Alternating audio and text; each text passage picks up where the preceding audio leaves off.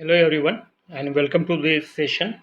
In this session, we will study about the interrupt service routine, that is the ISR. In the previous session, we already studied about the interrupt vector table, that is the IVT. These both are very important in the interrupt structure. So before understanding the interrupt service routine, we have to firstly understand what is the interrupt. The interrupt is nothing but the break of the sequence of operation. Okay, it is a break of sequence of operation. याचा अर्थ असाच की interrupt म्हणजे काय, एखादं म्हणजे continue normal operation एखादा processor perform करत आहे, तर त्या ठिकाणी त्याला एक डिस्टर्बन्स तयार करणे किंवा त्याला एक ब्रेक देणे, त्याला आपण इंटरप्ट म्हणतो. तर यामध्ये सांगितलेलं आहे बघा. The microprocessor allowed normal program execution to be interrupted in order to carry out a specific task or work. The processor can be interrupted in the following ways. तर या ठिकाणी सांगितलेलं आहे the microprocessor allow the normal program execution. तर microprocessor काय allow करतो आहे, normal execution, and it is to be interrupted in order to carry out the specific task. आणि तो नॉर्मल एक्झिक्युशन हा इंटरप्ट होऊन एक स्पेसिफिक टास्क त्या ठिकाणी कॅरी केली जाते किंवा परफॉर्म केली जाते. And the processor can be interrupted in the following veg. आणि अशा ठिकाणी प्रोसेसर हे दोन प्रकारे इंटरप्ट करू शकतो.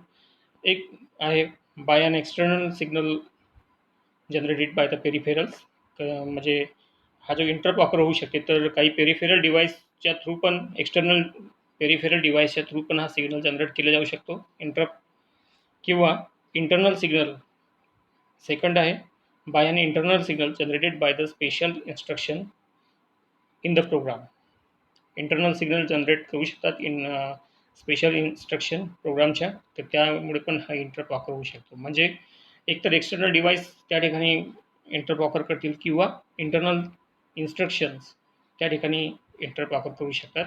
Third, by an internal signal generator due to an exceptional condition which occurs while executing instruction. For example, 8086 processor divide by 0 is an exceptional condition which initiate the type 0 interrupt, and such an interrupt is also called as a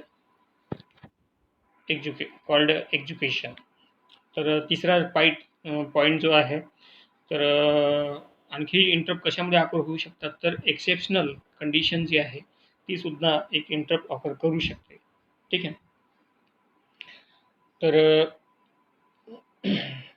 आपल्याला पाहायचं आता interrupt service रूटीनबद्दल. The process of interrupting the normal program execution to carry out a specific task. The process of interrupting the normal program execution to carry out a specific task or work is referred to as an interrupt. तर इंटरप्टची definition सांगितली या ठिकाणी. The process of interrupting the normal program execution. तर interrupt म्हणजेच काय की एक process आहे जी नॉर्मल प्रोग्राम एक्झिक्युशनला इंटरप्ट करते. कशासाठी, to carry out the specific task or work. एखादा स्पेसिफिक काम करायचं असेल किंवा एखादं फंक्शन परफॉर्म करायचं असेल, तर त्यासाठी ती नॉर्मल एक्झिक्युशन डायव्हर्ट करून ती आपली टास्क परफॉर्म करत असते किंवा आपला वर्क त्या ठिकाणी प्रोसेसरच्या थ्रू करत असते. त्याला आपण इंटरप्ट म्हणतो. The interrupt is initiated by the signal generated by an external device or by signal generated internal to the processor. तर हा जो इंटरप्ट आहे हा कोण इनिशिएट करतो, तर एक तर त्या ठिकाणी एक्सटर्नल डिव्हाइस त्याला जनरेट करू शकतो किंवा इंटरनल इन्स्ट्रक्शन असतात, तर त्या प्रोसेसरला इंटरप्ट इनिशिएट करू शकतात. त्यानंतर सांगितलं आहे when the microprocessor receive an interrupt signal it stop the executing current normal program. तर जेव्हा मायक्रोप्रोसेसरला जेव्हा इंटरप्ट सिग्नल रिसीव्ह होतो, ठीक आहे, त्याच्याकडे जेव्हा एन्काउंटर होतो, इंटरप्ट सिग्नल जेव्हा एन्काउंटर होतो, तेव्हा तो काय करतो की त्याच्या नॉर्मल जो एक्झिक्युशन असेल किंवा करंट जे काही तो एक्झिक्यूट करत असेल, जी प्रोसेस तो एक्झिक्यूट करत असेल, तर त्याला स्टॉप करतो. त्याला स्टॉप करून त्या प्रिव्हियस प्रोग्रामचा जो स्टेटस आहे, तो स्टेटस किंवा त्याचे कंटेंट हे एका व्हेरियस रजिस्टरमध्ये स्टोअर होतात. जसं त्या ठिकाणी नॉर्मली 2 व्हेरिएबल रजिस्टर त्या ठिकाणी यूज होतात. एक आहे IP आणि दुसरा आहे CS, इंटर इंटरप्ट पॉइंटर आणि कोड सेगमेंट. तर हे रजिस्टरमध्ये तो त्याचा स्टेटस किंवा त्याचे कंटेंट प्रिव्हियस प्रोसेसचे जे कंटेंट आहेत ते स्टोअर करून ठेवतो आणि फ्लॅग रजिस्टर स्टॅकमध्ये स्टोअर्ड करून ठेवतो. ठीक आहे. And then the processor execute the subroutine or procedure in order to perform the specific task to work requested by the interrupt. तर जे काही रिक्वेस्ट केलेली आहे इंटरप्टनी त्यानंतर तो परफॉर्म करत असतो. पहिल्यांदा काय करतो, स्टॅकमध्ये त्याचे जे कंटेंट आहे ते कंटेंट रजिस्टरच्या फॉर्ममध्ये स्टोअर्ड करून ठेवतो. ठीक आहे. The subroutine or procedure that is executed in response to an interrupt is also called as a interrupt service routine. तर या ठिकाणी सांगितलं आहे the subroutine or a procedure that is executed in the response to an interrupt is also called as interrupt service routine. तर ही definition आहे. What is the interrupt service routine? This is an subroutine. Interrupt service routine is a subroutine or a procedure. We called it a procedure, and that is executed to give the response to the interrupt status. And this is called as a interrupt service routine subroutine. At the end of ISR, the stored status of a register in stack is restored to respective register, and the processor resumes the normal program execution from the point of instruction where it was interrupted. तर या ठिकाणी सांगितलं आहे की interrupt service पॉइंटरचा काय role आहे किंवा sorry interrupt service रुटीनचं काय रोल आहे. तर इंटरप्ट सर्व्हिस रुटीन काय करतो आहे की त्याने जे पण रिक्वेस्ट रिस्पॉन्स त्याच्याकडे आलेला आहे, ठीक आहे, तो इंटरप्टला रिस्पॉन्ड करण्याचं काम हा इंटरप्ट सर्व्हिस रुटीन करत असतो. आणि जेव्हा ती टास्क परफॉर्म केली जाते आणि टास्क परफॉर्म कंप्लीट झाल्यानंतर पुन्हा ISR काय करतो की त्याचे जे कंटेंट आहेत म्हणजे स्टॅकमध्ये जे लोड केलेले कंटेंट आहेत प्रिव्हियस प्रोसेसचे ते कंटेंट पुन्हा रिस्टोअर करतो आणि प्रोसेसरला सेंड करतो आणि नंतर प्रोसेसर काय करतो की ते जी प्रिव्हियस प्रोसेस होती त्याचं नॉर्मल एक्झिक्युशन स्टार्ट करतो. तर ही टोटल प्रोसेस आहे आणि ही वर्किंग आहे ISRची. ISR म्हणजे इंटरप्ट सर्व्हिस रुटीन. तर आपण याला सिम्पली असं म्हणू शकतो की while the CPU is executing a program, जेव्हा CPU हा एखादा प्रोग्राम एक्झिक्यूट करत असतो and then an interrupt request is encountered and it break the normal sequence of instruction and divert its execution to ISR. म्हणजेच त्याचा जो interrupt असेल तो इंटरप्ट काय करतो, त्याचा प्रोसेसरचा नॉर्मल सिक्वेन्स जो नॉर्मल एक्झिक्युशन आहे तो स्टॉप करून त्याला डायव्हर्ट करतो ISRकडे. ISR म्हणजेच काय, इंटरप्ट सर्व्हिस रुटीनकडे.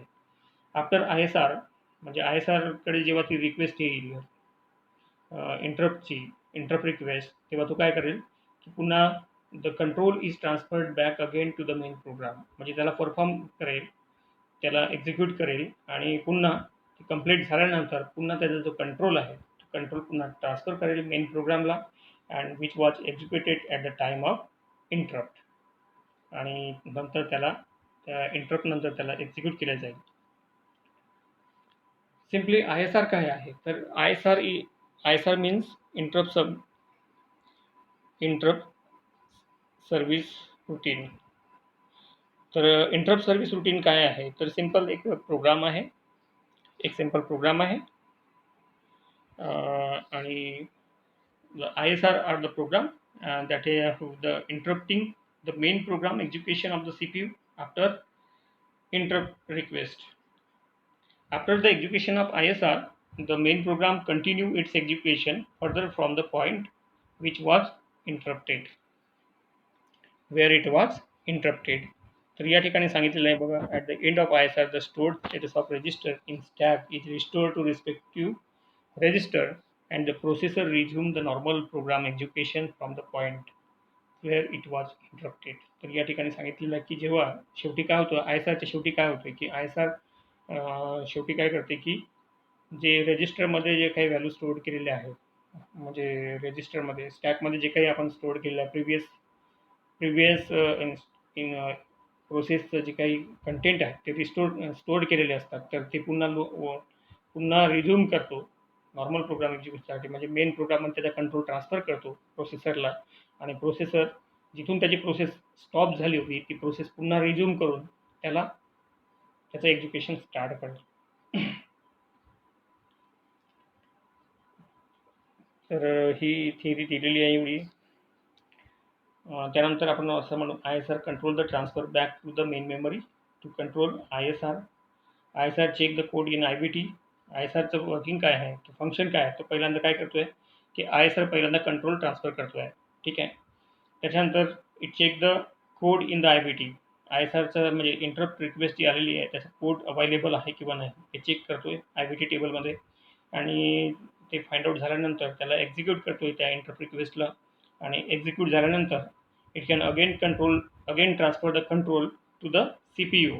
आणि ती एक्झिक्यूट झाल्यानंतर ती इंटरप्ट रिक्वेस्ट एक्झिक्यूट झाल्यानंतर पुन्हा त्या त्याचा जो कंट्रोल आहे, CPUचा जो कंट्रोल आहे पुन्हा त्याला रिस्टोर करून देतो, आणि त्यामुळे CPU त्या ठिकाणी त्याचं नॉर्मल एक्झिक्युशन स्टार्ट करू शकतो. In case of 8086, there are 2 pins we use to handle the interrupt. बरोबर आहे. तर 8086 मध्ये 2 पिन असतात जे हार्डवेअर इंटरप्टला हँडल करतात. तर ते असतात NMI आणि INTR पिन. तर NMI ही नॉन मास्केबल इंटरप्ट पिन असते, आणि INTR ही एक मास्केबल इंटरप्ट पिन असते. तर non maskable interrupt pin is have a higher priority and it cannot be stopped. म्हणजे जेव्हाही एन्काउंटर होईल नॉन मास्केबल इंटरप्ट, तर पहिल्यांदा प्रोसेसर ह्या इंटरप्टला पहिल्यांदा एक्झिक्यूट करतो, कारण याची हायर प्रायोरिटी आहे. ठीक आहे. आणि INTR जी रिक्वेस्ट आहे, इंटरप्ट रिक्वेस्ट आहे, ही म्हणजे जेव्हा फ्लॅग रजिस्टरला सेट केलं जाईल तेव्हा त्याला तो एक्झिक्यूट करतो किंवा हिला सस्टेन करू शकतो काही वेळासाठी. तर INTR ही सुद्धा हार्डवेअर रिक्वेस्ट आहे. ठीक आहे. तर there are 2 hardware interrupts and 256 are software interrupts in a 8086 microprocessor. When microprocessor receive an interrupt signal, it stops the current execution normal program and save the status in the various register, that is IP, CS and flag register in the stack.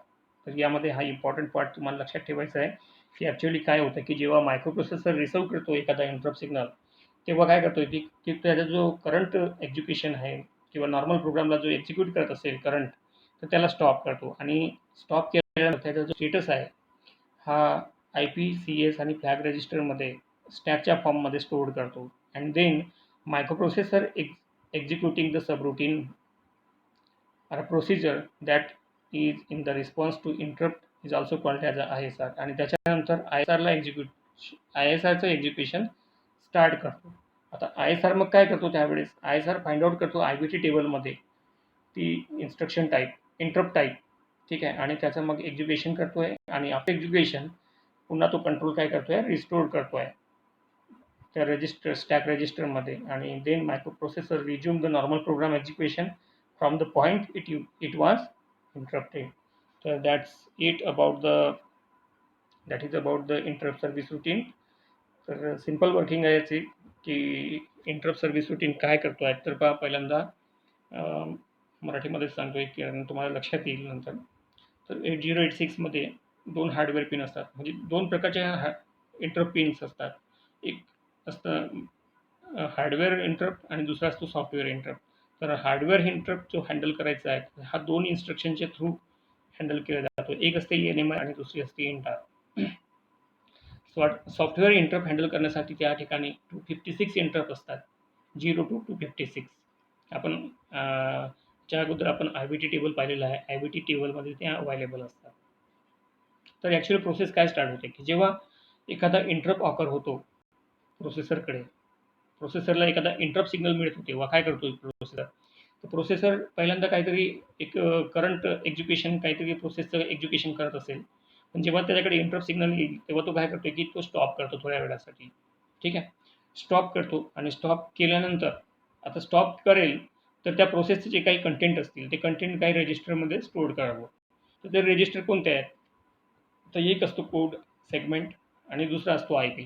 Code segment आणि IP. तर code सेगमेंटमध्ये त्याचा higher address store करतो, आणि IP मध्ये त्याचा lower address store करतो. त्याचबरोबर फ्लॅग रजिस्टरचा सुद्धा यूज केला जातो आणि ही सर्व व्हॅल्यू, हे सर्व रजिस्टरची व्हॅल्यू ही स्टॅकमध्ये लोड केली जाते. ठीक आहे, म्हणजे हे प्रिव्हियस, म्हणजे त्याचा जो करंट प्रोसेस आहे हे त्याचे कंटेंट आहे. ठीक आहे. त्यानंतर कंटेंट स्टोअर करून झाल्यानंतर तो आय एस आर चेक करतो. म्हणजे त्याचा मायक्रो प्रोसेसर काय करतो की त्याची प्रोसिजर चेक करायची आहे त्याला, की त्या इंटरप्टची प्रोसिजर काय आहे त्याला हँडल करायची. तर तो आय एस आरकडे चेक करेल. ठीक आहे. तर आय एस आर काय करेल त्यावेळेस, आय एस आर त्याला फाइंड आउट करेल त्या इंटरप्टला आय बी डी टेबलमध्ये कोणत्या ॲड्रेसवर तो स्टोअर्ड आहे. त्याच्यानंतर त्याचं एक्झिक्युशन करेल. त्याचं एक्झिक्युशन झाल्यानंतर पुन्हा जे कंटेंट, प्रिव्हियस कंटेंट जे स्टोअर्ड केलेले होते मायक्रो प्रोसेसरने, ते कंटेंट पुन्हा रिस्टोर करेल मायक्रो प्रोसेसरला, सी पी यूला. आणि सी पी यूला ते कंटेंट मिळाल्यानंतर पुन्हा ती प्रोसेस जी स्टॉप झाली होती तिला पुन्हा स्टार्ट करून एक्झिक्यूट करेल. That is the total working of interrupt service routine. I hope you will understand. Uh, so in the next session, we have to study about the hardware interrupt and software interrupt. So thank you for watching.